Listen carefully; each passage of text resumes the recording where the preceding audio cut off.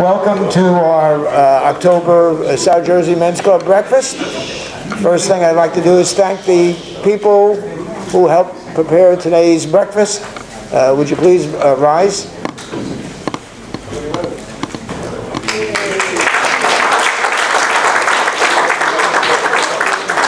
Thank you, guys. Next thing I would like to do is have new members, guests, please rise and... New members and guests. You can't hear me? Okay. Okay, we'll go around, Robin. Barry, why don't you give a 1-minute spiel about yourself? My name is Barry. I live in Marlton. The name sounds familiar. For 26 years I was on KYW with Fred Sherman and Don Lancer. I was the bond guy. And I also taught 35 years at Camden County College, teaching courses in investments. I'm an investment advisor. I've been in the business 45 years, and I'm looking forward to retiring soon. And a former BJBI member. Oh, yes. How you doing? I'm Irv Snyder. I live in Cherry Hill, Society Hill. I sat on the Superior Court of New Jersey, mostly as a criminal judge in Camden County. I'm semi-retired. I work part-time for a law firm, aggravating many clients. Moving around the table. Are there any more guests? You're getting all the criminals from the law firm. Yeah. Steve Weinberg. I've been in Cherry Hill for about 4 years. I was the attorney brother of Ed Stein about 10 years ago before we were in college. 10 years? 12 years ago. And I am retired recently. I'm a cardiologist by trade. And you really had your heart in the job. It's really hard to do, isn't it? Anybody else? Yes. Donald O'Brien. I've been in Cherry Hill maybe 27, 30 years. I've been retired for 10 years with disability. And I used to work at Boeing. So did I. Did you? Where? Vertol, down there. Right, where? Next to the garbage plant. Markman. We moved from there then eventually to Ridley Park. Yeah, but which department? Oh, it was another time. data processing during the Vietnamese War. Anybody else? Mark Frederick, Cherry Hill resident for the last 32 years. Old Beth Jacob, Beth Israel member. In fact, Beth Israel when it was in Camden still. And I'm in the flooring distribution and supply business. And I hope to retire in a few years. Okay. Before we make the mozi, I would like to just remind you that we have a pecking order for going up for the breakfast table. It will be our guests, our guest speaker, and any individual or individuals who have some physical disability where they need an additional amount of time. Barry, why don't you make the mozi? Yeah, make a mozi. And then rush. Mozi left. All right, remember, guests first.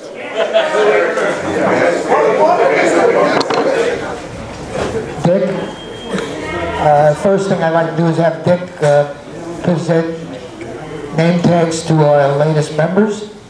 Okay, first of all, for those of you that didn't know, I was in the hospital about a month and a half ago, and some of you, only a few of course, came to the hospital. Thank you very much, and for those of you that sent a card, thanks again. I'm fine now until later in the month, but that's the way it goes. Hey, thanks for the great turnout. We must have at least 55 to 60 members. 60 now. We have broken a record. But does that include the women? Absolutely. Yes. Oh, okay. You're included. You're now honorary members. But anyway, we're glad to report we finally got some thanks to Jerry Endor and the great work he does for us at no charge. Is that right? I get charged now. Oh, never mind. I wish I hadn't said that. But we do, let's see, is Norm Greenman? I don't think he's here, or is he? Norm, are you here? No, all right. Bob Sperling? No Bob Sperling, but Sam, oh, Bob, come on up. Just presenting you your new name tag. Congratulations. Thank you. Did you get a shirt? Oh, you got a shirt. All right. I got the underwear, I got everything. All right. I didn't get my hat. Get out of here already. All right. Jeez. There's always a comedian around. And Sam, how do you pronounce your last name? Natal. Hello. Hello, Sam. I'm Sam Natel, a new member. Thank you. During the last 4 weeks, if you're looking at the slides that have been presented, we've been involved in several projects. We had the food bank sort and stocking. It ended up being 2 days. We went the first time, did a lot of sorting. Then we stocked it on Route 70, and then we came back. Thank goodness there was a need for more food, and we ended up doing that again. When we first arrived, there was 0 on the wall. There was no food at all in the pantry. So anybody who made donations in food, thank you very, very much.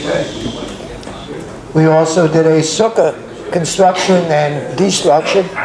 It was a very interesting point, putting up a sukkah. When we went to put it up, we had all the pieces. Problem was we had a swamp outside. So it took us several hours to figure out how to get all the pieces put together in a smaller configuration. But we finally did it. Picking it down was a lot easier. Anytime you destruct something is much easier. And then finally, we're at Lionsgate this past Thursday with the gentleman over there, and we had a nice breakfast. They eat like, I don't know, they have breakfast, then they eat bagels and lox, and then they go to lunch. So I don't know how they do it. Okay, one of the big things, and I'll call Dave Schwartz up. Dave, where are you? I feel like Donna White.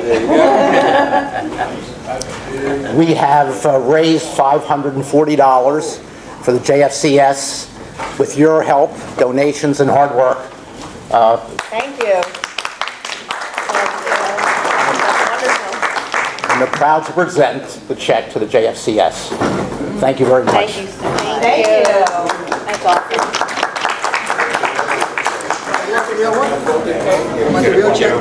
Oh, thank you very much. Excellent. Do you want to go right into their discussion? Yes, it'd be good, yes. Is that all right? Yes. Hi, everyone. Thank you for inviting us here today. Is the microphone working? Can you hear me? Excellent. My name is Sherry Jonas, and I am the new Director of Volunteers for Jewish Family and Children's Services. The Men's Club here, from what I've seen just over the last few weeks, you are very involved. We thank you for your financial donations to the pantry, as well as all of your volunteer hours you've given us. Some of you I recognize from the food sort. Thank you very much. So just so you know, yes, my background, I'm actually a CPA. I have an MBA in finance. I've been involved in the securities world, but my passion lies with volunteerism. I've been volunteering for decades. I've been a board member at a local synagogue, and I'm very happy to be here. I'm a representative for each of you in any way that you'd like to volunteer. We have a lot of upcoming opportunities. We have a lot of local people in the community for Thanksgiving and for Hanukkah and the holidays that are donating food and gifts. The way we get all of those materials into our organization is through volunteers like you. We're going to introduce to you now both the director and the manager of our Family Assistance Program and our food pantry. And they'll talk to you a little bit more about how the program works and how your food gets from one place to another. This is Mary Seligman. She is our director. And this is Donna Broker. She is the manager of the food pantry. Thank you very much, and I look forward to working with you all in the future. Good morning, everyone. I'm Mary, and I definitely recognize, can you hear me okay? Yeah. I definitely recognize a lot of faces over the years for coming into our pantry at Route 70 and even downstairs at the JCC, so we thank you for all of that. I just want to take a few minutes to tell you about JFCS. I'm sure a lot of you are familiar, but we are a social service agency serving the South Jersey community. We serve Camden, Gloucester, and Burlington counties, and we really try and help people help themselves through all of life's challenges. One thing people may not realize is we do serve everyone, regardless of race, religion, economic ability to pay. If you come through our doors, we are definitely going to try and help. I work in our family assistance program. I've been here almost 7 years. I also do intake for the agency, so the first time someone places a call in for any sort of help, whether it be our senior department, our counseling department, special needs, they would probably get to me first, and I would refer them to where they need to go. As part of our family assistance program, we not only try and help fight food insecurity in our area, we also provide limited financial assistance, case management, and we also help individuals who are involved or who are victims of domestic abuse. So in our family assistance program, we have 3 main food pantries. We have a food pantry downstairs. We have our offices here in this building. And our largest food pantry is on the west side of Cherry Hill on Route 70, where many of you have come to help with our food sort. And we do have an office in Maple Shade as well. So you might think, how does it work? How do people come in? Like I said, we are completely non-denominational. So if people are in need of food in our area, they're welcome to come in. We do require that they call and make an appointment for an intake. And this is not to see whether they qualify or whether they're eligible to get food. It's more so we do take their income and expense information. We do not require proof, but it's really to see what else do they need. You know, chances are they might need a referral to a lawyer or a financial advisor, or perhaps they need to be directed to social services. We're there to do case management and really take a holistic approach and see what the needs of the family is and hopefully help them. You might also think, what differentiates our food pantry from other food pantries you've heard about in the area? The first thing is, like I said, everyone is welcome. You don't need to be in a certain zip code. It's really hard to come in and ask for food. 9 times out of 10, the first time someone comes through our door, they're crying. They're embarrassed. People just like people, sitting in this room, and maybe perhaps the main breadwinner, has cancer or some disease and is unable to work and now is in need of services. We also are different because we really try and have compassion and sensitivity to the food needs of the family.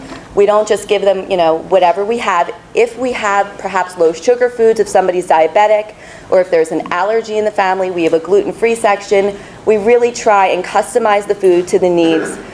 Certainly if we have the food, we do that. We also give out toiletries, we have baby food, we have formula, diapers. All of these things come through the door from donations from individuals like yourself, and it really makes a difference. Last year, in fact, we distributed and gave out food to over 4,500 individuals in our community.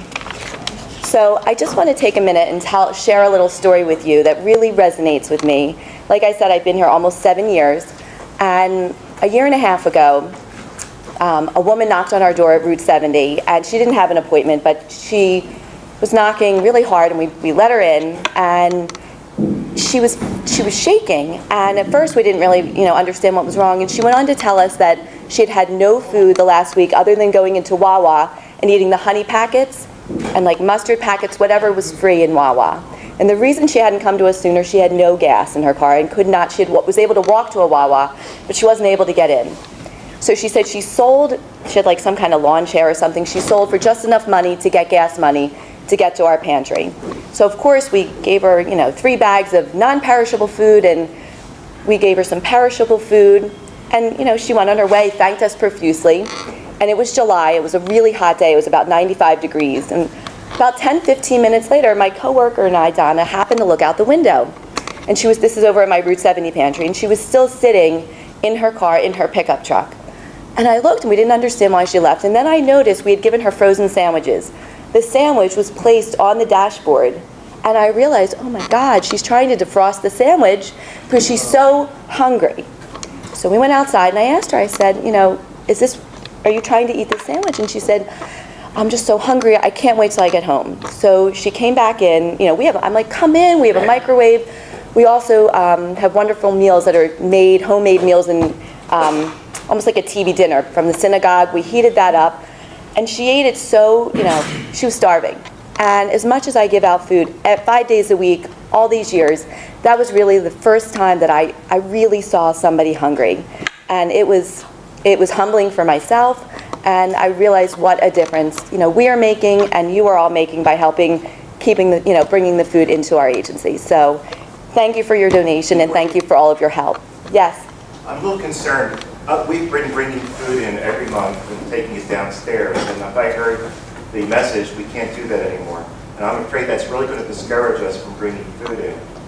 What type of food? The message I heard was it now has to be delivered during the week to family service instead of us just bringing it downstairs. Well, I'm not sure where the message came from, but I will personally follow up, and we will find a way to make sure it's still okay for you to donate food here, and we'll have a volunteer either pick it up, bring it to us, or I'll come get it myself. Thank you. Okay. I think my interpretation was just not on Sunday. I think that's what we were hearing. Where did that, may I ask, we can do it offline? Just, We who told you not to we bring got it? an email, and I'd spoken to the Oh. But I think during the We week. usually bring it just We only downstairs bring to it the downstairs. desk. Oh, to the JCC desk. So Yeah. maybe it came from, we'll figure something out. We'll work it out, Yeah, absolutely. even if we have to have perhaps a volunteer take the food, we'll figure something out. Thank you. Because Yeah. every can matters, and Yeah. we appreciate it very much. Right here now, and now we can't take it downstairs, according to Marty. Maybe we can, I'll take it. yeah, I can take it with me. If it's a Yeah, problem, we'll find as long as out. I can lift it. Yeah. Any other questions? I have a question. Yes. What happens to these people after they get the food? Is there follow-up to see whether or not they make any, can find ways to help themselves more? Yes, I mean, that's what I was saying, that the reason we do the intake, and myself, my coworker Donna, and other people who work in my department, we've been our clients do come back, we get to know them really well, and we do follow up with them. We How about try. this woman that showed you so Yeah, much? she's in a better place now. Okay. We, if we can't help within JFCS, we have a lot of connections with other agencies, and we do provide referrals. Okay, good, thank you. Yeah, you're welcome. Thank you very much. Yes, thank you for your support. Thank you.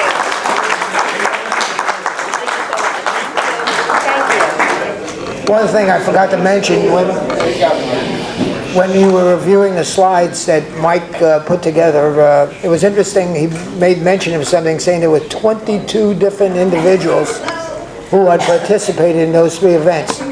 Now, we have here approximately 60 people, and a membership somewhere between 115 and 120, so roughly half of our membership is here. We need more representation by people here to help us out with small little items, even as it was pointed out to me, just lining the trays with aluminum foil so that the guys who make the presentation don't waste time doing that. To my knowledge, I'm almost on top of it. It's not working well. You have to talk right into it. Okay, all right. So, if you can show up early on Sunday morning when we have a meeting to just help do minor items, it's really appreciative, and it makes things easier for everybody else. Okay. Phil, I'd like to ask you to talk about mitzvah cards, please. Mitzvah cards, we have new and improved mitzvah cards available. Yeah. More mitzvahs? Well, yeah, you can do more, but actually these are better mitzvahs. So we've got, what do we got? I'll pass them around. So we have the new star and dove. They're all blank on the inside. You write any message that you'd like. What you can do is, I've got packets available here. They're still $5. On the back, there's a very nice message, and a generous contribution has been made in your honor to the South Jersey Men's Club. You can buy them for $5 a piece. If you buy 5, you get 1 free. What a bargain. I've got packages. And we have the all-new Gold Chai Mitzvah card for $18. Ooh. They're 5x7, so they're suitable for framing. Should you want to throw one up. If you buy 10 regular mitzvah cards for $50, you get an $18 one free. The packages are made. I am buying the first pack of 10. So I'm buying the first $50 pack. I have more packages, $25 to $50, and then singles around. Yes, question? What can you use the cards for? Anything that you would like. So you've got the Gold Chai for $18. You have, this would make a very nice holiday card. You've got the star and dove. As I said, I'll pass them around.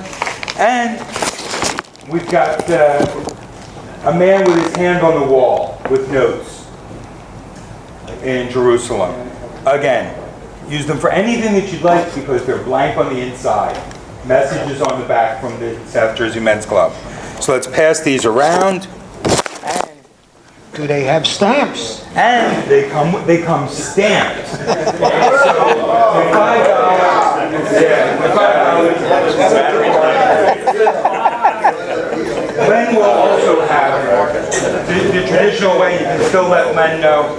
I'm going to give him a supply of cards to hold on to as well. So if you need cards, you can buy packages here from me today, or you can get singles from Len. Any takers? Who wants the second pack? I'll take it. Got the second pack. Pay you Good deal. afterwards. Do we have Checks in the mail. a third? You'll take a 25. 25 or 50? You got a 50. Okay. We got two 25s and a 50. Two 25s, two 50s. Excellent. Even number. Anybody want to make it odd?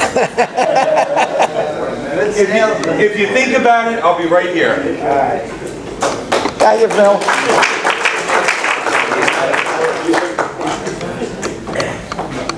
Related to food sort and food program, Dave Schwartz again is on for Thanksgiving. Good morning. The ladies just told me that there are two functions that happen at Thanksgiving. One is food preparation by the JFCS. They presently have enough people signed up for that. However, they have delivery the next week. To my knowledge, I don't know the date, I'm sorry, a day or two before Thanksgiving, the meals will be delivered. It has been from Beth Shalom. I don't know whether it is again this year. I will get the appropriate information to you in enough time, but right now they will need people to deliver food. I've done it for the last 2 years, and it's not very far, Cherry Hill area, maybe up into Mount Laurel. So I'll let you guys know, and please let me know if you're available to help. Thank you.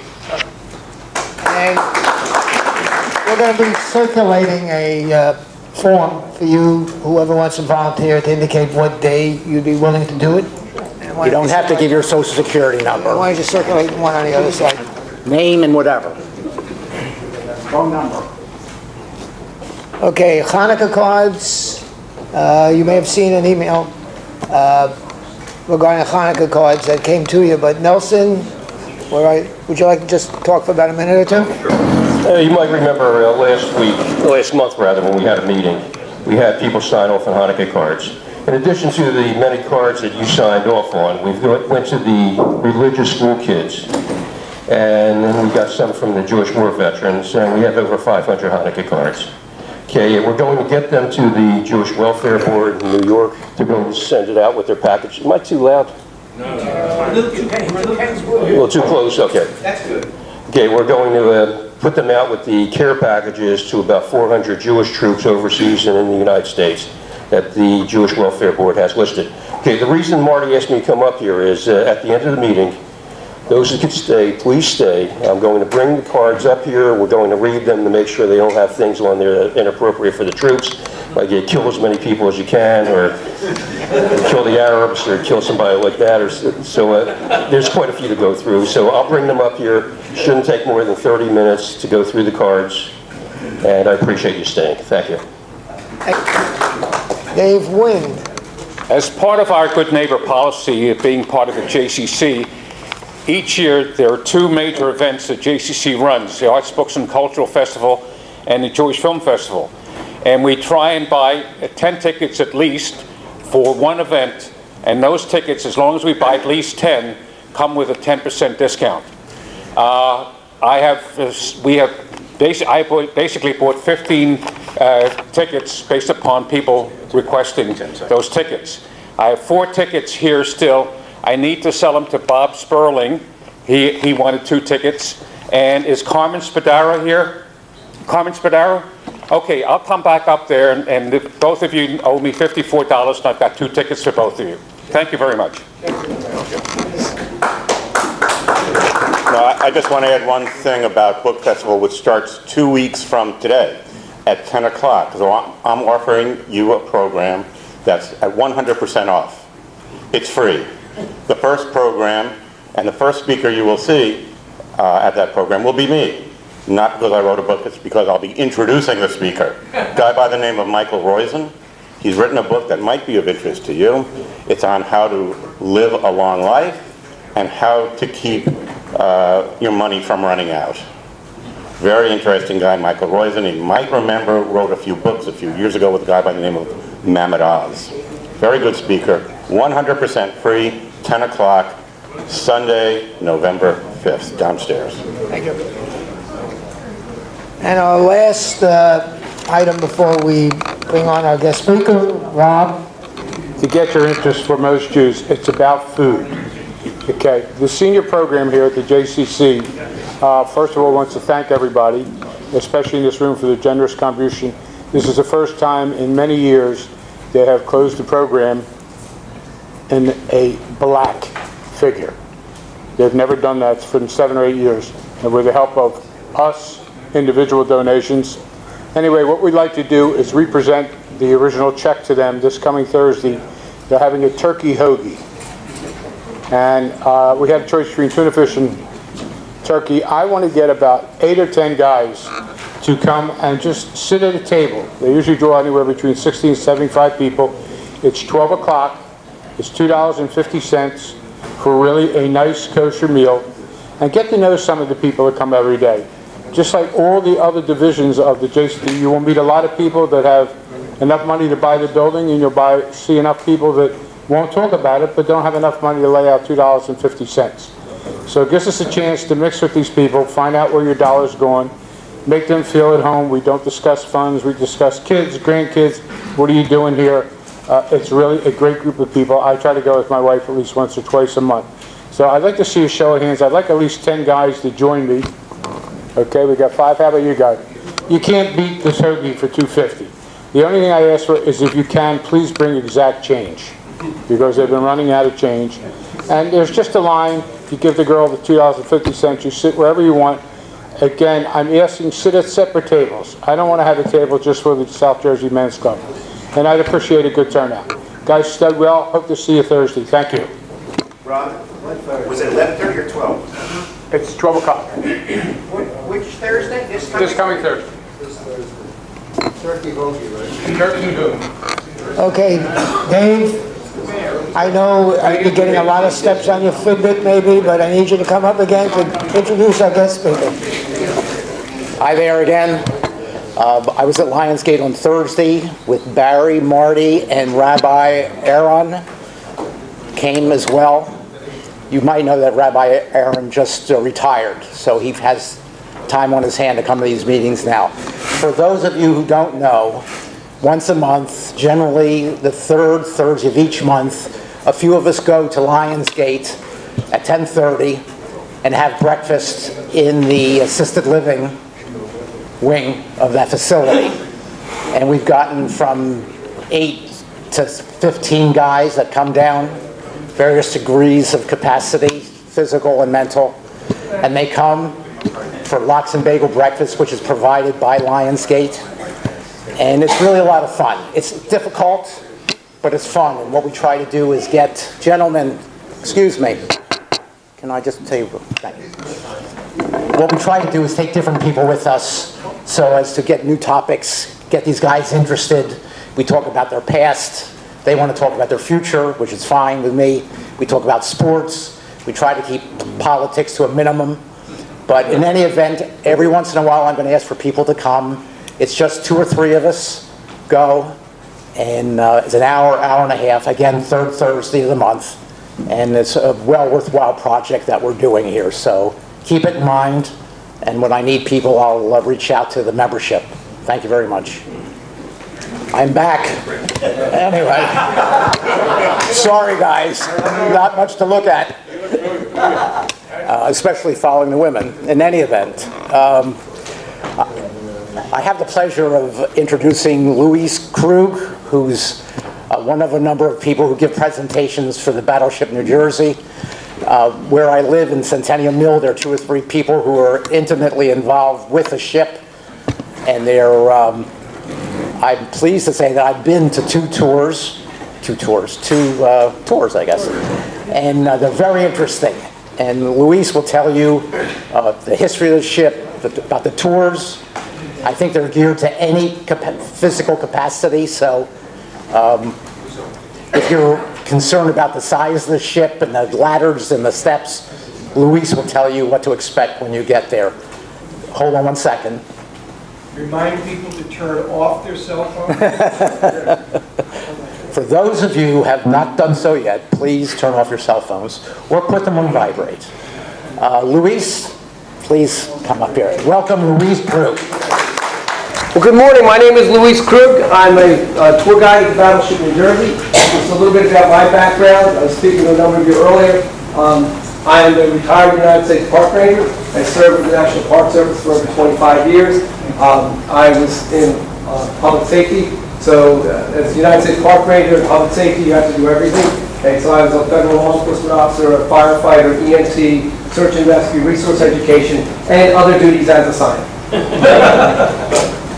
My background is in history, and so once I retired, it seemed just like a natural fit for me to work at a historic site in the Battleship New Jersey. So I'm very excited to be able to come and speak to you. I'm hoping that what will happen is you also get so excited that you want to come down and see the ship. Because I can tell you and I can show you slides, but it's nothing like when you're actually on board the ship and you get to see it in person and live, so to speak. As Dave mentioned, we have tours geared toward all levels, so that if you come down with a group, you can schedule a tour guide like myself to take you around. If that is not convenient for you, if you would like to come down on your own, we have self-guided tour, set up a tour route that you can do. Also, if you come and you find that the ladders are just a little too hard for you and that sort of thing, we have, again, if you arrange for this in advance, what we call a main deck tour, where we'll keep doing the main deck and show you the highlights of the ship as well. So there's no reason for you not to be able to come on board if you would like to. And we also have elevators so you can get aboard with the ship and so forth. So we will work to accommodate you, because we want you to come. That's our whole purpose, is to get you to come and enjoy the ship and learn about the history of the ship. And I have to say also, I noticed some hats in the room. United States Navy veteran, corpsman, and I believe one back. I saw another guy in the U.S. Navy. Hey, thank you very much, gentlemen. Okay, it's great to see you guys here, and I'm really glad that you did come. And after you probably correct me on some of my mistakes. And again, I'd like to come visit the Battleship New Jersey. She's berthed in Camden, New Jersey, her home port. She's been there. We just celebrated our 15th anniversary of being open to the public. She arrived in October of 2001 and took about a year for us to get her ready for the visiting public. So we're pretty excited that we can have her. We're set up now as a museum. The ship is no longer in commission. We have a lot of people ask us, could the Battleship New Jersey go back into commission? Battleships are obsolete. It would be really cool, but they're too big and too slow. They're just kind of big floating targets now. When you talk about submarines and missiles and that sort of thing. So the ship will never go back into commission. And let's face it,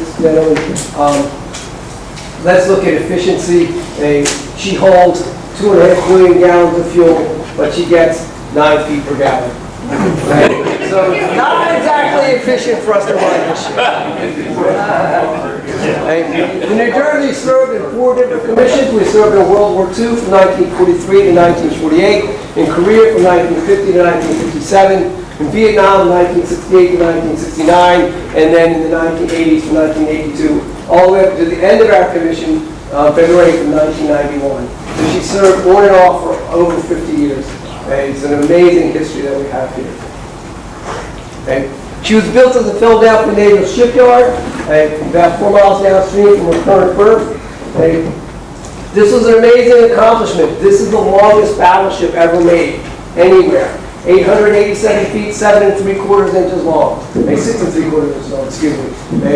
They never built a ship that long in the Philadelphia Naval Shipyard. They had to re-outfit some of the areas of construction. When they launched her, they weren't really sure how that would go either, because again, we've never done that. Excuse me.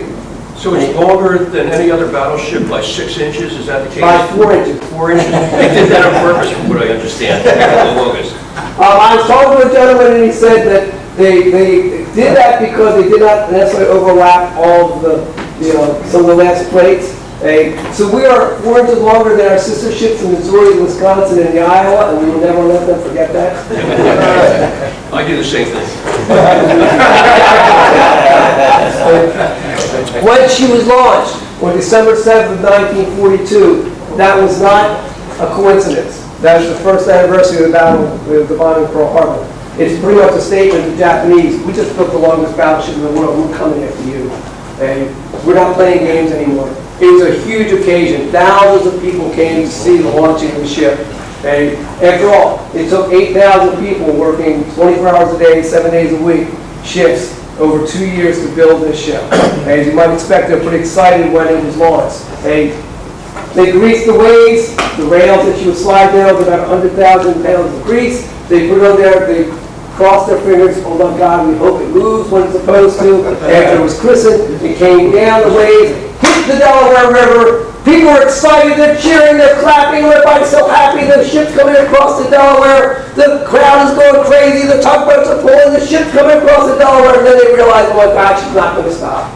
They came all the way across the Delaware River, ran into the state of New Jersey, and gave us a kiss on the very first voyage. Pretty embarrassing, but nonetheless, they pulled her off the mud flats and kind of got her where she was supposed to be. When you look into that story, one of the tugboats that was used on December 7th, 1942, was later used in the year 2000 to bring the New Jersey home to Camden. One of the many famous people, so to speak, who were on board our ship is this gentleman, Admiral William Bull Halsey. Halsey was the commander of the American Third Fleet during World War II in the South Pacific. He used the New Jersey as a flagship on multiple occasions, and so we're very proud of Halsey. Halsey at times was a controversial figure, but nonetheless, Halsey served on the New Jersey. Halsey went on to become a 5-star admiral. Only 4 men in the history of the Navy have done that. He was one of them. And he was from Elizabeth, New Jersey. So he's a local boy who did well. So we're pretty proud of him. So our next area was in Korea. We were sent to the Korean coast, and we were primarily there for shore bombardment purposes. We're in a very effective gun platform. As you can see, just as a picture of the broadside, we have 9 16-inch 50 caliber guns. They're the largest guns ever mounted on a U.S. warship. They fire a shell that weighs about as much as a Honda Civic automobile. And so when we hit you, by God, you know you've been hit. It's very effective. How far could they shoot? 23 miles and be accurate within 100 yards. Wow. And that is 1940 technology. And it's pretty amazing, pretty fascinating ship. How far did it set the ship back if they fired all 9? It did not. It did not. I've had sailors come aboard and tell me the ship moved 22 feet. No, it didn't. It moved. No, sir. I'm sorry, it didn't. What you see, if you could go back, perhaps we can see this. You see that ripple? That is a concussion blast from the firing of the ship. That is not the ship moving. That is just the pressure from the guns being pushed across the water. You've got a 2,700-pound shell with a recoil mechanism absorbing some of its energy, pushing up against a 57,000-ton battleship. The ship is not going to move. It did heel over. Oh, it's going to lift the touch. Yeah, I mean, you're going to have, obviously, physics. For every action, there's an opposite equal reaction. So there will be a movement, but it will not slide. While most people think that it slid completely sideways. So of course, there will be a reaction.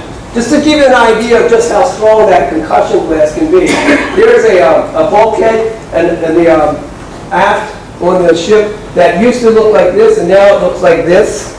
And that's because after the workmen, when we were being outfitted one time, the workmen kept leaving their tools on the deck, and the captain wasn't happy about that. He told them to move, and they told the captain, when it's in port, it's our ship, not yours. You know, you do not say that to an Navy captain. So he had a trial done, had one gun fired at a certain angle. It bent that bulkhead, an iron steel bulkhead, but it also blew all those tools overboard.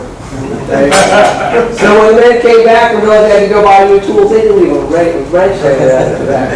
You do not fool around with a Navy captain or a Navy captainship. Just do not do that. Okay? And so if you'll move on, okay, there we go. Now we're at the, moving up to the 80s. I will say during Korea, there was one bad thing that did happen. In our 4 commissions, we suffered only 1 combat casualty on board, and that did happen during Korea. Robert Osgood was killed by a North Korean shell during the Korean conflict, but he was the only man who ever died on the New Jersey from combat wounds. Okay, so an amazing safety record. We then served in Vietnam. We were only there for a year, from 1968 to 1969, and we were incredibly effective. In fact, we were so effective that when the United States and the Vietnamese met to begin peace talks, one of the very first demands that the Vietnamese made was send the New Jersey home because she's beating the snot out of us. Okay? So she only stayed there for a year. We sent her home in order to get the peace talks moving. Okay? I think an option that we could have had was to say we have 3 sisters we could send, but they didn't do that. Okay? So thank you.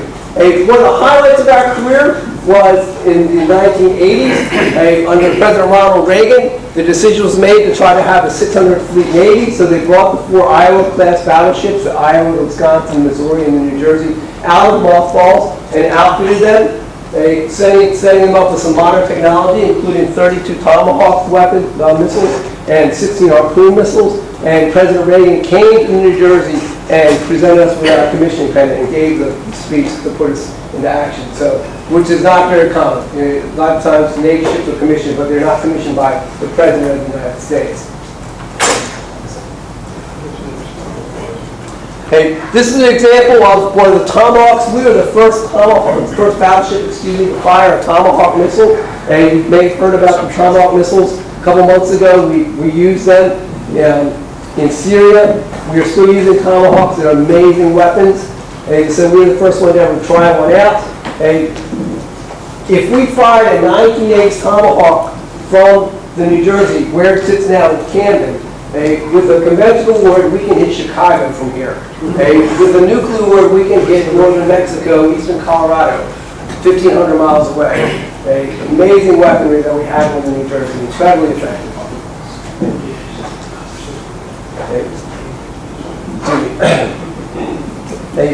Once she was taken out of commission for the final time, she was towed from Washington State down around and through the Panama Canal and then back up to New Jersey.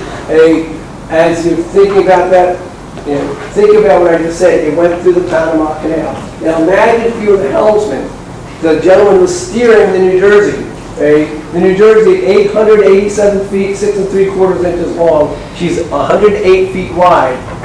The Panama Canal is 110 feet wide. So there's not a lot of room for error as you go through there. Right? She went through the Panama Canal 10 times, so we got pretty good at it there for a while.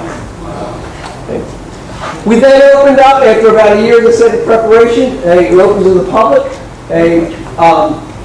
When she came up the river to come to Camden prior to opening up as a museum, unfortunately, it was happening right after September 11th, 2001, and so we had to do some other security measures, including bringing her up at night, so the public didn't get to see her as they would like to as she was being brought up.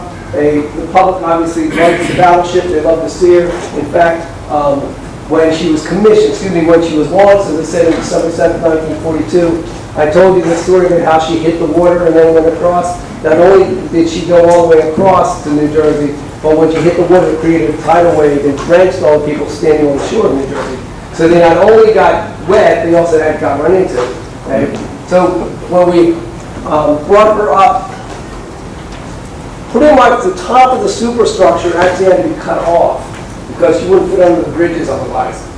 So we had to cut her off, bring her in, then put her back together again. Okay? And then again, it took about a year for us to get ready for the visiting public to come see us. None of this can happen unless obviously we have personnel. And I've heard throughout this morning's meeting about the need for volunteers. Volunteers are the lifeblood of virtually any organization, and we're no exception to that. We have personnel who are employees of the Home Port Alliance, the foundation that runs the Battleship New Jersey Museum. We have paid tour guides like myself, but we have a lot of volunteers. And I love talking to a lot of volunteers or Navy veterans because I did not serve in the Navy, so they can teach me so many things. And some of these guys served on the ship, so this was home for them. So it really means something to them. And they can bring a perspective in that I can't. And I hope that if you do come to New Jersey, that you'll be able to meet some of these volunteers who did serve on the ship. Because like I said, their perspective is amazing. To be able to listen to them and what they went through and what they did and how they lived. It's really fascinating idea. One of those volunteers is Russ Collins. Russ Collins was a plank owner, meaning that he was one of the original crew members. He served from 1943 to 1946. The man still comes and volunteers on the ship, not as often as he used to, but he still does. And again, he's a great example of someone who, if you meet him, you'll be able to tell you lots and lots of stories. We have guided tours come through.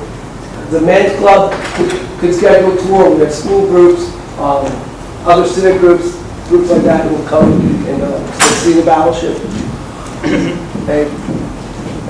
We have a number of ceremonies and public events. You can see these are, again, different groups.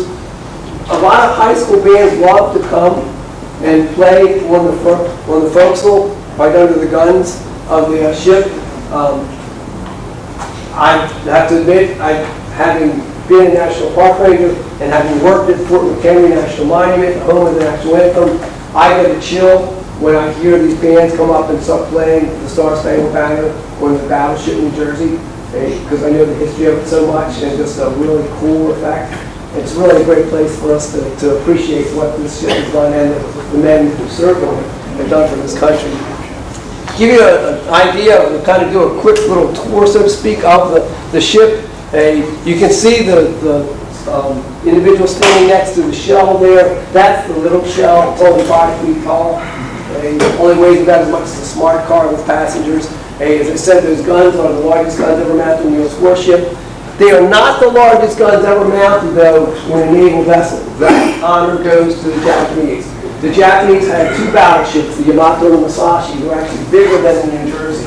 They were heavier, 72,000 tons versus 57,000 tons. They were not as long and they were fatter, so they were slower, but they had thicker armor than us. We had 17.5-inch thick armor, they had 18-inch thick armor. And I've actually had some visitors say, who know a little bit about naval history, say, "So Luis, which do you think is a better battleship, huh? The Yamato or the Musashi or the New Jersey?" I'm biased. I'm biased, I will admit it. And my answer to them is, I am not a naval architect. I don't know all the design specs, but I do know one thing. Musashi and Yamato are sitting on the bottom of the Pacific Ocean, and New Jersey is floating.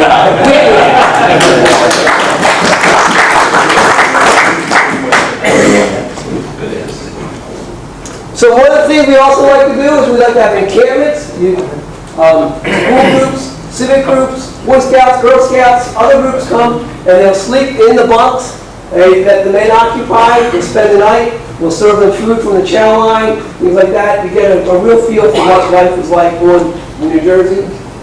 Now I will tell you this, gentlemen, what you're seeing there, that is the luxury model. That is the best they ever got on the New Jersey. Those bunks, the sailors affectionately call them coffin racks because it kind of looks like you're laid out, you're laying in there.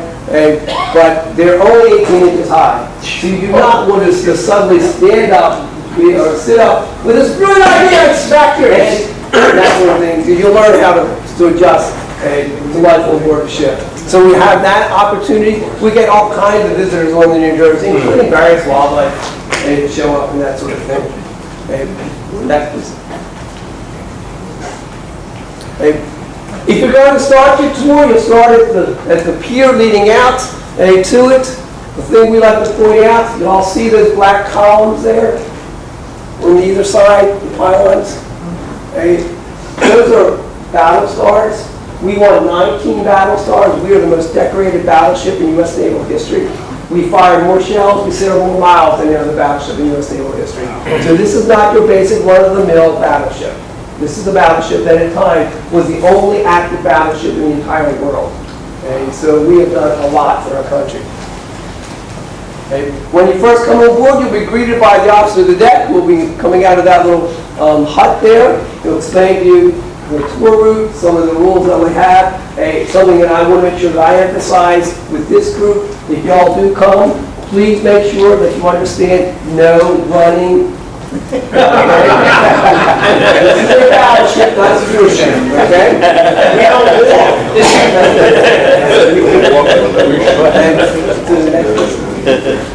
Again, this is what makes a battleship, these massive gun turrets. Each one of those turrets weighs about 2,000 tons. One of those barrels weighs about 106 tons. As I mentioned to you, we can fire that 2,700-pound shell 23 miles. Basically between, I'm trying to think what would be 23 miles from here, probably close to just south of Trenton, about that. Or a straight line with great lines. You're right, yeah, we could probably hit King of Prussia Mall from here. This is the enlisted man's berthing, and that's berthing as in B-E-R.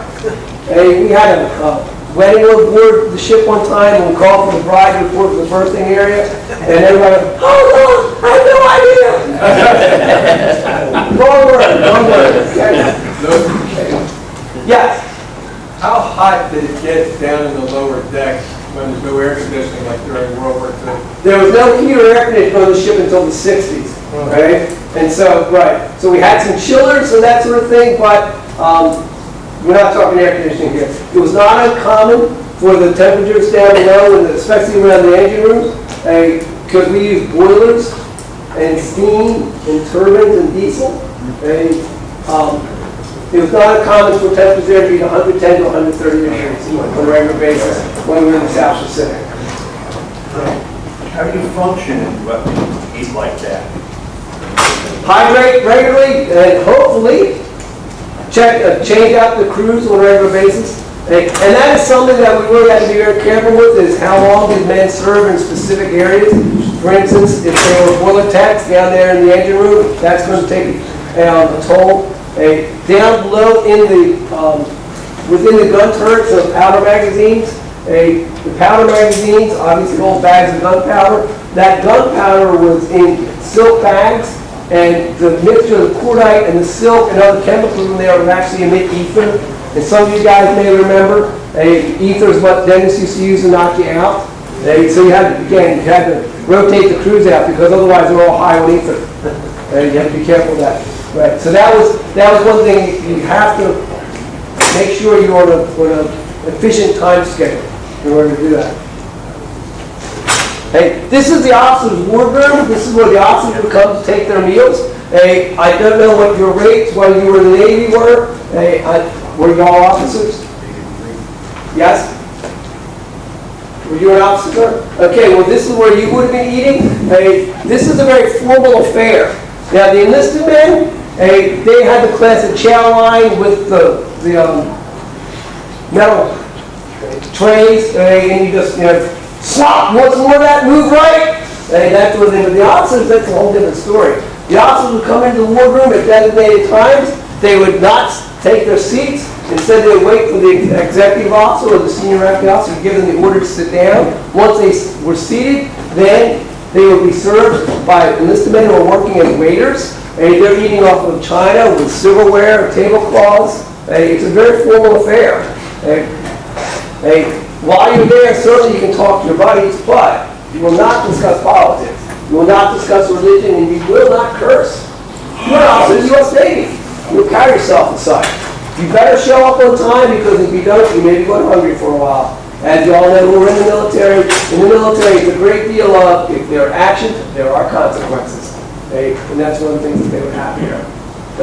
Now, another thing the wardroom could be used, as you can see, it's a great area for meetings. It could also be used as a first aid triage station in the event that we needed to do first aid and so on. We've got emergency lighting above some of the tables and that sort of thing, so we can do that. You have to understand this is a floating city. During World War II, our complement consisted of about 2,850 men. By the 1980s, it's down to 1,650 men, because they need as many to operate missiles. But again, it is a floating city that we're talking about, yes. Among tours of duty, how much food would that ship hold for how many days? We could go out, let's see, I'm trying to remember now.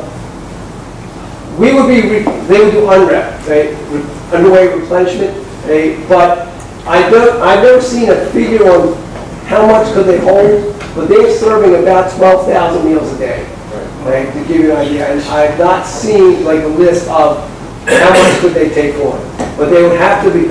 The battleships don't go out by themselves, okay? So we've got a fleet around this helps support us as well. Thank you. You're welcome.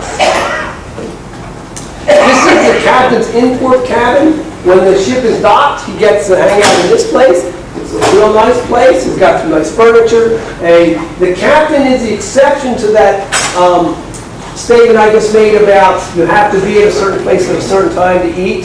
The captain eats what the captain wants to eat, and the captain eats when the captain wants to eat. He can do that because within his area is a full galley or kitchen that is manned 24 hours a day. So if he decides that he wants 14 pizzas at 1,400 hours, at 2 o'clock, that's what he gets. If he wakes up in the middle of the night and says, I want French fries at 3 in the morning, he just hits a button and gets French fries at 3 in the morning because he is the captain.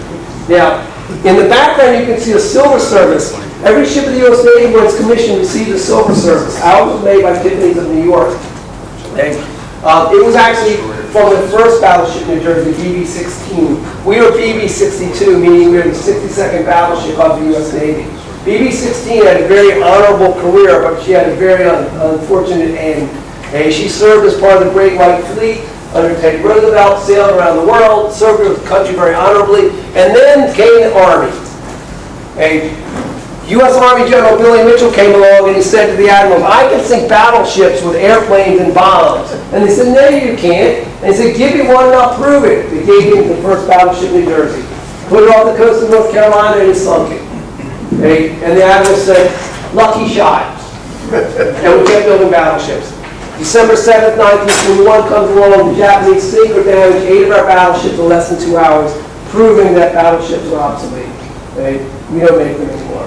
But before the first New Jersey went down, we got the silver service. And now we have part of the display on the show. This is the Combat Engagement Center, or CEC. Those of you in the Navy, you've heard of the CIC, the Combat Information Center. We had one of those, and we had this as well, the CEC. This was home for our missile controls. As I mentioned to you, in the 1980s, we added 32 Tomahawks and 16 Harpoon missiles to the ship. This is the con, or the navigation area. When the helmsman, the guy steering, goes into the con, that is a very, very safe place to be. That armor you're seeing, that is the thickest armor on the entire ship. That is 17.5 inches thick. That door by itself weighs about 2 tons. So when they go in there, they're pretty safe. But again, those of you who are in the military, you know the Army, the military in general loves redundancies. If you stop me from doing my job one way, I will find another way to do it. If you knock out this area, which is our main steering area, we have 3 others on board ship there we can steer from. We have over 1,000 phones on board. And many of them are sound powered, meaning just the vibration of my voice will operate the phone system. So even if you knock out my power, I will still have internal communications. We will find a way to do my job. Next, please. As part of that upgrade in the 80s, not only do we have missile offense, we have to have missile defense. So say there's an enemy missile coming at the ship. First thing we try to do is jam the radar of the enemy missile and confuse it, so hopefully it'll miss us. If that doesn't work, we fire these canisters off. They're called Surbox, or super rapid bloom off-board chaff. That's just a fancy way of saying the canisters go up, they explode, they put out a huge cloud of thin pieces of metal, so that the enemy magnets of the radar are locked on that and think that's New Jersey and not us, and they'll miss. If that doesn't work, our last line of defense is this Phalanx C with a close-in weapon system. That is a computerized Gatling gun. We don't even aim it. All we do is turn it on. The computers then take over. One computer tracks the enemy missile, one computer tracks the bullets. The bullets are depleted uranium bullets, so they're radioactive to an extent. They hit the missile, we win. That Seawoods Bayland shoots at a rate of 3,000 rounds per minute. This is a armored box launcher for a Tomahawk missile. That is a replica Tomahawk. We do not have any live Tomahawks on board the ship anymore. There's a replica Tomahawk as if it's being fired. If y'all do come down to the ship and you want to see a real Tomahawk, again, defused, and we have one hanging in the overhead of the visitor center that you're welcome to see. And if you guys like computers and technology and things like that, this is our 1980s communication center. Some of you are shaking your head like, oh my God, hey, that's state of the art. Hey, for that time. Hey, but we have multiple backups for this as well. One of those of you who are in the Navy, you know some of the most important guys on board the ship are the chief petty officers. We have a display area for the chief petty officer. This gentleman, CPO Stickney, actually works on board the ship and donated. I'm sure it made him feel really good that some of his uniforms are now museum pieces. But nonetheless, so we try to recreate life on board the ship. It's one of the neat things about the New Jersey. I've been on other ships. In fact, there's one of our sister ships in Missouri. When I was a park ranger, I had the great privilege of being stationed for a time at USS Arizona Memorial. A really cool detail because you got to see the Arizona Memorial, the beginning of World War II, and then in Missouri, the end of World War II, right next to one another. But the neat thing about the New Jersey versus the Missouri is that the Missouri has a lot of plexiglass where you step up and you look in. When in New Jersey, you get to go in a lot of the places and see it. So it's not just, oh, that's nice. No, you get to get up there and see it. I think that's pretty cool. So we like to try to do things to let people get in what life is like. This is the enlisted man's mess deck. This is where the enlisted men would come to get their meals. You can see it's been upgraded. This is from the 80s. We had a salad bar, things like that. You know, I talked to a tin can sailor, a gentleman who served on a destroyer. And he said, you know, we didn't consider battleship sailors to be sailors because y'all had galleys, y'all had workout rooms. We had a hot plate if we were lucky. So yeah, I mean, life on board the ship, we try to make it as good as we can. Again, you have almost 3,000 men on board. You've got to do something for them. So you want to take care of them food-wise. You also want to have things for them to do because you guys know if we don't keep you occupied, you will find a way to get in trouble. And sailors are no different than that. And so we have things like boxing, football games, and baseball games, and debate societies, all kinds of things keep them occupied. Excuse me. And again, another view of these huge guns on board. And we always had aviation on board in New Jersey. We originally had float planes that were fired from catapults off the rear, off the aft area of the ship. And then they would come back, they'd land next close by, we had cranes, and then lift them up and put them back. And then we realized helicopters were a whole lot more efficient, and so we had helicopters ever since then. This is an example of one of our helicopters. It's a Sea-Spike helicopter, and they could be used for search and rescue. They could also be used in some cases, limited cases, as attack helicopters. This is one of my favorite places on board the ship. This is actually inside one of the turrets. We keep talking about the technology and that sort of thing. And we had computers on board. And everybody thinks, well, computers didn't come along until like the 60s or the 50s. Or no. They were there earlier than this.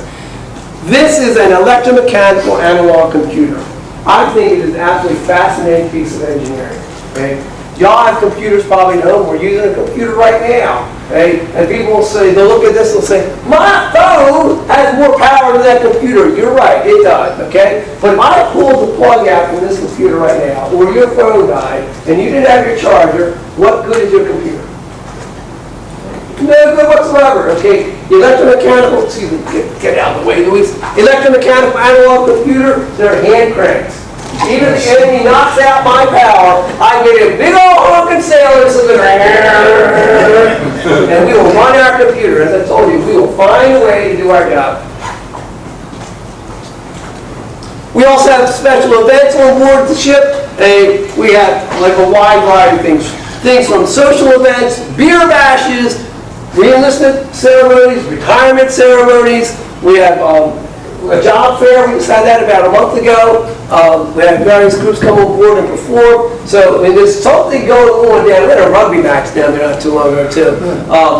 So, there's something going on. If you want to keep up with the New Jersey and maybe find some things that might be of interest to you, and our website is battleshipnewjersey.org, and you can get an event calendar from there. Hey, another thing we like to do is, what a great place to watch fireworks. Hey, if you want to come down and watch fireworks on New Year's Eve, 4th of July, things like that, we open the ship up at night because you got, I mean, the front row seat right on the Delaware River. Really, one of the neat things about the New Jersey is when you get to see some of the military guys come back, those who have served and those who are serving. Hey, it was home for over 55,000 Marines and sailors over her 4 commissions. Okay? It is a living story. And to get those people to come back and talk to us is just really, for me, it's just a thrill to be able to do that. And also to see the next generation. You saw that midshipman sitting there. Now, I will tell you this, if you go back one, I will tell you this, if his commanding officer was there, he'd be in trouble. Because as you guys who serve in the Navy, you know, there's certain customs in the Navy that you just don't break. One of them is, you do not sit in that chair unless you're an admiral. This guy is a midshipman. He's hoping to be an admiral. Right? But it's just a really cool picture, so we didn't get me too many of them. And we didn't sell one, anything like that. Right? But I hope that sometime you'll come down and visit us. Hey, please either come as a group, come as an individual.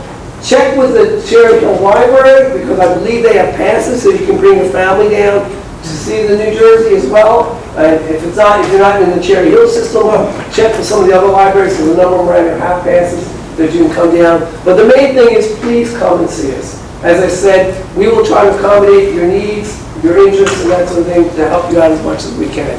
Okay? And I believe that's going to be the last slide. Yes, it is. So if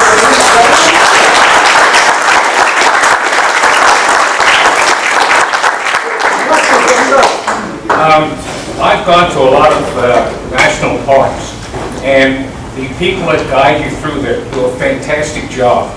My question is, before you hired that, maybe also for Battleship New Jersey, what kind of qualification requirements are needed? Because it looks to me you need to be able to communicate very well in a very interesting fashion. Is that part of the qualifications, and what kind of training do you get? Okay. I guess let's divide that question into 2 parts. First off, I was a United States Park Ranger. And I started out at Fort McHenry. And I was what we call an interpreter. I took people around. And yes, we had very specific and very extensive training on public speaking and how to deal with emergencies in the event that happens while you're on the tour. So there is training available. Then when I went to New Jersey, it was about 2 months of training there to be a tour guide, but that was not full time. We had 2 months of training there. And also, again, getting back to the park service area, when you come to national parks, you expect me, the employee, to know my park. And reasonably so, you asked questions. I was, through the vast majority of my career, I was in the law enforcement. Okay? I was not one giving tours, but that didn't mean that you wouldn't come up and ask me questions. So I didn't know the answer. So it is very much encouraged. Okay? You will learn your part, and you will be able to answer questions from the general public. Not only just the interpreters, but any member of the staff there. It's very much encouraged, and time given to do that. Yeah. Inquiring minds want to know, how long does it take to load 2.5 million gallons of bunker steak? Oh gosh, I've never heard of that. How much it would take? I can't answer that question. How are you funded? How are we funded? The Battleship New Jersey is run by a private foundation. It is funded by donations. And when we have these events, we charge fees and things like that. We do not receive, we can get grants, we can apply for grants from the state and other organizations, but we are not like tax dollar support or anything like that. And there is a rivalry, and now you guys would never be aware of that. And there's a rivalry between North Jersey and South Jersey. Yeah. Well, Bayonne wanted the battleship, and we wanted the battleship in Camden. And their argument was, well, we have the Intrepid, So we want the Battleship to go with it, and our argument was, we built it. Hey, this is home, and fortunately for us, but it's a private foundation now. The Navy does not own the ship, but they do have a say as to how we operate it. Like, they don't want us to paint it purple and things like that. I mean, there are standards we have to meet that are set by the Navy, but it is run by a private foundation. Yes, sir. If we wanted to do a tour, but also do our monthly breakfast there, could we bring food on board? Yes, you can bring lunches and that sort of thing. We do have a caterer as well, but that could be arranged, and we can set up so you can eat in the mouth decks. And we usually start around 9-ish, we could do that? Yes. The gentleman that called is Jack Willard, and I believe his email is jack.willard at battleshipnewjersey.org. But yes, he can make arrangements for you. That is definitely possible. Thank you. Yes. As a little boy, my father worked on that ship twice, and I remember him coming home from work, and he would talk about his job, but they were not allowed to discuss what they were building. Right. And I also remember as a little boy, the second time, they went from neighbor to neighbor to check out who you were and your background. Yes. You just didn't get hired by the Navy Yard and start working on the New Jersey. Right. It was, even in those days, a hush-hush deal. And I think I mentioned you coming in recently, well, not recently, we took a tour, my brothers and I. My father, before he died, told us where he had put his initials on the ship in 3 or 4 different places, and we found it twice. I love stories like that, because again, it's not just a hunk of steel. He loved it. How long do these tours usually take? About an hour and a half. Yeah, self-guided, again, most people take about an hour and a half, but you can take it longer or shorter if you want to. Can you arrange for specific type? For instance, if they have various kinds of tours, can you arrange for a particular kind of tour? Right now, the tours that we have are the main deck tours, if you can't go up and down the ladders. We have what we call the firepower tour, which is like a general overview of the entire ship. We have the Turret 2 tour, which if you're really interested in the guns, we'll spend an hour and a half with you explaining to you how the guns are loaded and fired and take you into the areas that the general public cannot go to. So you actually go into where the men worked to aim and fire the guns. And those are the tours that we have now. We are setting up an engineering tour. We are actually in the process of writing that, and we hope this spring to have it available. So if you're really interested in the mechanics, the fuel, that sort of thing, the engines, we're going to be able to do that too. And you mentioned about the engines. My boss was at the Atlantic City Boat Show one time, still displayed on the battleship, and a gentleman strutted over and he says, "My boat has twin 250s. That's 500 horsepower. What do you got?" Jason said, 212,000 shaft. Kind of flew him out of the water. Somebody else had a question over here. Yes? Just a fast statement. On December 7th, they have a fantastic ceremony on the battleship. Everybody's welcome. And they have the Marines there, the music. It's really moving ceremony. And this year, a Jewish war veteran, Curry Levin, is going to be honored on the battleship. I recommend you go. Oh, there you go. December 7th. I was on this thing the first and second year, but I understand they keep opening new parts. Yes, yes. Could you update? Like I said, we're doing the engineering tour. We've redone some of the interiors and some of the turrets, and so we're using that more. So yeah, we're trying, and we're adding, we're getting a boat cruise, 40mm quad anti-aircraft gun. We just got some a chain gun. We just got some Browning 50 caliber guns. So we're always trying to get equipment and things so that we can get the ship to look as closely as we can. And the ship you're seeing was the ship of the 80s. So yeah, we try to always keep it updated. Yes? An interesting trivia, the Japanese surrender originally was supposed to be on New Jersey. Yes. Are you aware of that? Yes, we're not happy that it didn't happen there. We were supposed to be the surrender ship. In fact, we brought 600 gallons of paint on board to spruce the place up. And then Roosevelt died, Truman became president, Truman's daughter was the one, he was from Missouri, his daughter was going to christen the Missouri, so suddenly we got sent home and Missouri brought over. Yes. How long does it take to reload one of those cannons? 30 seconds. 30 seconds. We can fire 2 rounds per barrel per minute. Takes me an hour and a half to explain it to you, and it takes them 30 seconds to do it. So this will be a projectile, five powder bags, what was it? 6 powder bags, each one weighs 110 pounds. So 600 pounds of powder. The primer is 30 caliber bullet. We're not talking hot gas. You have three guns on each turret. Yes. They all fire simultaneously, or can they fire individually? We can fire any combination that we want. Okay? So we can fire 2 from the rear turret, 1 from, we can do whatever we want. Was it typically fire 3 at once? And yes, we can fire from both sides. Typically, yes, we could do 3, but for instance, in Vietnam and Korea, one of our favorite tricks was creating a helicopter landing zone. So you fire one shell from New Jersey, it clears out a circle 200 yards in diameter, nothing is there anymore. It's a helicopter landing zone. You only need one turret, one barrel for that. So yes, and then This is a little bit off the beaten path, but 2 Navy ships had were damaged by being hit by a commercial ship. With all of the armor and everything else that you have in these ships, how the hell did that happen, that those ships got hit and sailors died because of that? I have no idea. Yeah. Actually, it was 4 ships were damaged, not 2. Yeah. The news only tells you about 2. Yeah. So, I mean, we've got radar, we've got spotters, I don't know. That's why they fired the admiral charge. Yeah. Oh, okay. Last question. Yeah. Is Bill Rowland still executive director? Yes, he is. Thank you very much for allowing us.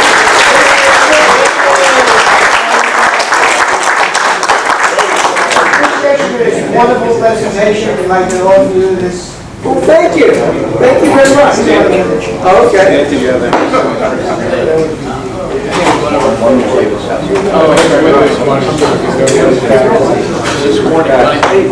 One last thing before, if you still have to do one more job, take the winning raffle. Oh, okay. If any of you have other questions, I'll stick around a little bit as well. So I don't want to enter the meeting, but I'll stick around till I have some questions. And we are open 7 days a week. So I've got 726-000. Right here. All right. One last thing. Nelson, would you like to come give us a stats about Rich Duncan? Our religious vice president, Rich Dutkin, as many of you know, he's been in the ICU for about 5 weeks now, on and off. He's done a little bit better the last couple of days. They took him off some of the ventilators, some of the other things that he's been on for a long time. But please have him in your prayers because he's really not in good shape. Thank you.